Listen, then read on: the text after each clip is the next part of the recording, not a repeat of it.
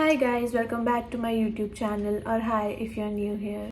I'm so glad that you guys clicked on this video today because I'm going to be giving you all the real and non-chaotic answers about what actually happens when you first step into design college, and especially if you've gotten into NIFT. If you're new here, hi, I'm Nandini, I'm 19 and I'm currently pursuing my Bachelor of Design in Fashion Design from National Institute of Fashion Technology, Hyderabad.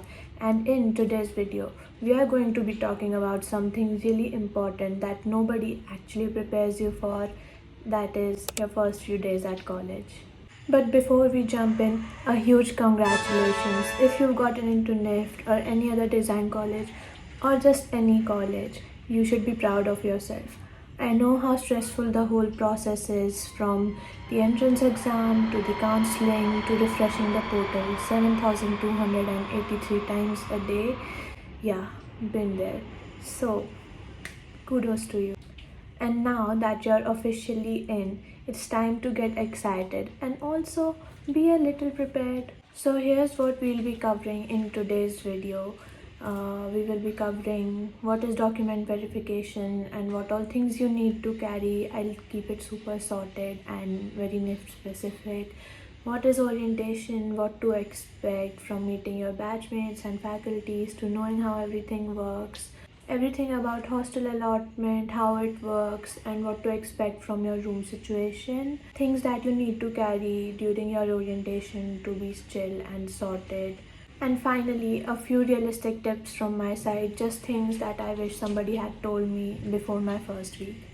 There will be timestamps in the description, so feel free to jump around to whatever you need. But if you're anything like me, I recommend watching it all the way through. So open your notes app and let's get into it. Alright, so first up we have the document verification day, and this is not the time to show up empty-handed and charming. Paperwork is really the king here.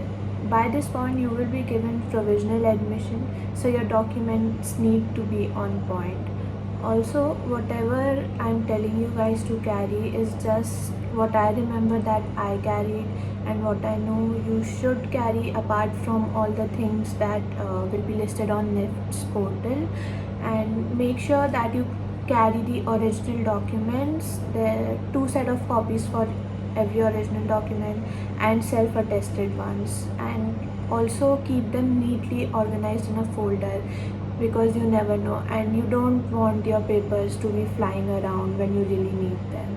So make sure they're organized and make sure that you carry them safely. Okay, so now I'm going to be telling you what all documents you need, and I've got a list here with me, so I'm just going to be reading through it. First is your NIFT's admission letter, that will be the provisional letter that you get on NIFT's portal. Print it and keep it with you. Second, you have your admit card and counseling letter. Third is your class 10th and 12th mark sheets. Keep the originals and the photocopies. Again, I'm emphasizing that keep the originals with you always, and keep two set of photocopies for each original document and make them self-attested. Next, you'll need your photo ID proofs or date of birth proofs, that is your Aadhaar or PAN or your class 10th mark sheet or anything equivalent. And then you'll need your passport size photographs, which is really important. So make sure to at least carry 7 to 8 of them, because you will be asked to submit them at various places during document verification, during hostel allotment, and in some department. Or just in case, be prepared and keep. Do not forget them, because it will be a hassle to go around and click them in a new city, and you need to be prepared with your documents and photos on the day of the verification, so do not forget your photos. Then you'll need your category certificate if applicable to any of you, and you'll need your fee payment details and receipts, since they ask you to give them the details and fill in some forms. So make sure you have them handy, or at least in your phone. Also, if you ever need to get an extra set of copies photocopied or printed in case of an emergency, there is a stationery shop in the campus. If it is open, you can get it there, or if it is Hyderabad campus in specific, there are a couple of print shops available outside the main door. So yeah, that is in case of emergencies. Next up, you will need your medical certificates, or in case you anything is applicable to you and that you need the college to be aware of. Next, what you need is your anti-ragging affidavits and annexures that will be given to you and provided on the NIFT portal.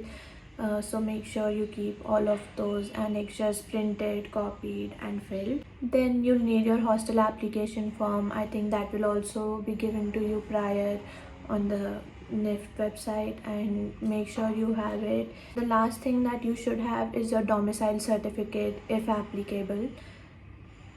And again, one more time I'm emphasizing on, make sure to get the original documents and the copied ones. Some extra forms may also be given to you on the spot, so make sure to carry spare passport size photographs and a blue or black pen. Yes, please don't forget the pen. It's always the pen that people forget and then borrow and never return. Let's not start your college with stationery drama, so carry the pen. Okay, so now let's talk about hostel allotment, because I know a lot of you might be wondering when will you actually get your rooms and how the whole process works in general. So long story short, you can start living and move into your hostel on day one itself when you actually get your room allotted to you. So here's how it worked for me at NIFT Hyderabad. After our document verification got done, we had to submit our hostel application form along with a bunch of other documents to the hostel in charge. And the list of which forms and where to submit them was already given to us beforehand, so don't worry, it's quite systematic. Then sometime in the evening on the same day, they put up the hostel allotment list, usually outside the hostel itself, and this list contains your room number and who you will be sharing it with. At the Hyderabad campus, the first year hostel has only twin sharing and triple sharing rooms. I personally opted for the twin sharing room, but you cannot choose your roommates in the first year. So the allotment is done on a completely random basis, and they'll pair you up with a roommate from a different department. For example, a knitwear design student paired up with a textile design student. So this is done to help everyone open up, interact with different branches and not stay stuck in their comfort zones. After your room is allotted, you'll need to submit a bunch of additional documents and your hostel and mess fee payment details, all of which is usually mentioned on the NIFT website or shared with you directly during the counseling or during the document verification. After all that's done, they give you your room key and the room lock, and yeah, you're officially ready to move in. So you can start shifting your luggage, start setting up your space, and yes, even start living if that's what you want on the very same day. There is no waiting period or second round of allotment for the hostels. Once you have the key, the room is yours. It's honestly a very exciting moment, and especially when you first walk into the room and realize that this is going to be your little home for the next year. And yes, your parents or your mothers cannot, like, your family cannot accompany you into the hostel to set up your space, so you are on your own. Now let's talk about orientation. So orientation is nothing but basically your official welcome into the college after the document verification process is done. It usually lasts for 2 to 3 days. For me, it was a full-blown 3-day event. It's a mix of paperwork, meeting new people, exploring the campus, and mild chaos, but in a fun way. So here's how it usually goes. Day one is the formal introductions and the information overload part. You'll either come with your parents or go solo. Both are totally okay.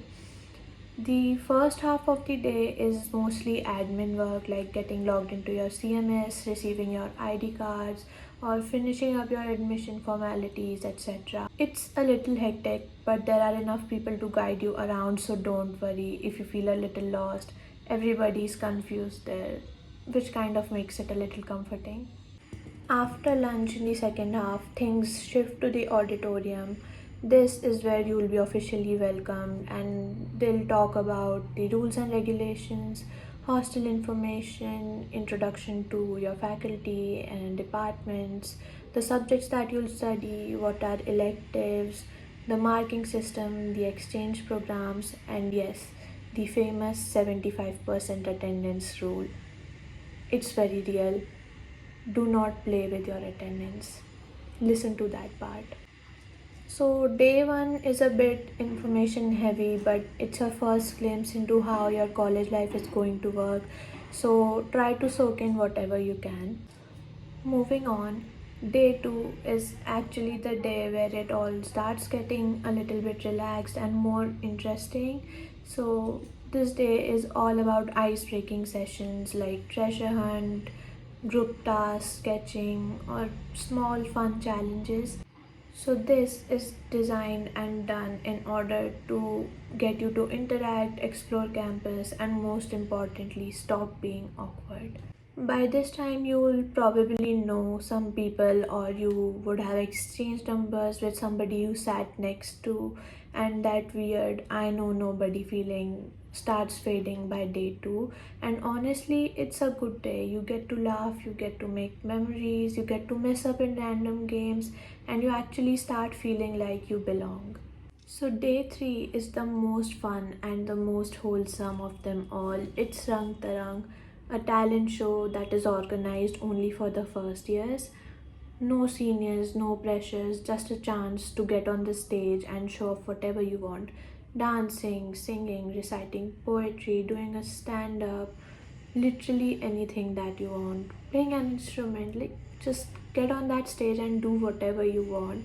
It's such a lovely way to close off orientation because it's not about being perfect, it's about opening up and cheering for one another and watching everybody step out of their shell just a little bit.